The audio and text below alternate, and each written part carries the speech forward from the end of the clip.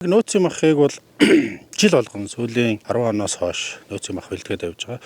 За гол зорилго нь бол хүнсний тухай хуулинд заасан байдаг. Хаврын хэрэгцээнд хүнсний улирлын нөөц бүрдүүлж тэрийг бол тухайн шатны засаг дарга хариуцна гэд заасан байдаг. Энэ хүрээнд бас аймаг нөөцийн хаврын улирлын нөөцийн мах бүрдүүлдэг. За энэ гол зорилго бол хаврын махны хомсдлыг гарахгүй байх. За махны хомсдолтой холбогдож махны үнийн хөөрөгдөл гарахгүй байх гол анхаарал хандуулж нөөцийн мах гаргадаг.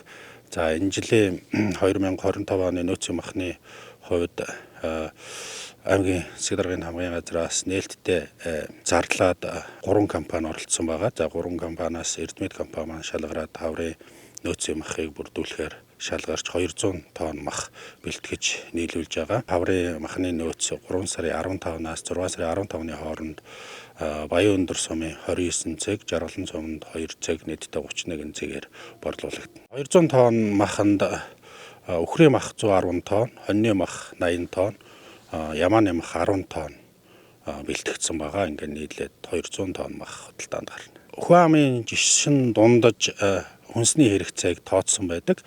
За энэ жишгээр тооцохоор Орхон аймгийн Хуваа ам өдөрт 10 тонн мах хэрэглэдэг гэсэн тооцоо гардаг.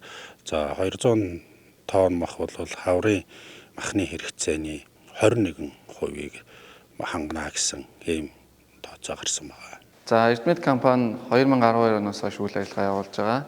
Агуулгах сав стандартын шаардлага хангасан гэдэг утгаараа дотоодын зах зээл дээр махан бүтээгдэхүүний ажлыг хийдэг. За энэ жил манай компани сонгон шалгуулалтаар боломжийн хэмжээний мах болцсон гэдэг утгаараа өхөр хоньны ямааны нийт 200 тонн махыг худалдан борлуулахаар бэлтгэхэд өнөөдрийн байдлаар байна. За та бүгд сая ангилсан хөрөөдсөн махны зарим хэсгүүдийг харлаа. Ер нь үхрийн мах 90 тонн, хоньны тонн мах 100 тонн, ямааны мах 10 тонн баха тий. Ингээд нийтдээ 200 тонн махыг бид нар зах зээлдээ худалдаална. Үхрийн мах 12300-аар эцсийн хэрэглэгчдэд худалдаалагдана. Хоньны мах 10300, ямааны мах 8300-аар хөрөөдөөд савлагдаад за та бүгдэд ойрхон 31, 32 дэлгүүрийн байршлаар худалдаалагдах болно. Малын маань 75% цуллаг махны нисэг байдаг. Үлдсэн 25% нь яслаг байна. За энэ нь ойролцоогоор дунджаар гэсэн үг. Тэгээд савлагдсан махныг бид яг энэ харьцаагаар нь баланслуулахын тулд хичээж жигд савлахаар оролдоно. За ерөнхийдөө бол нийт авсан махны нэг 25-аас 30% нь яс байх магадaltaй.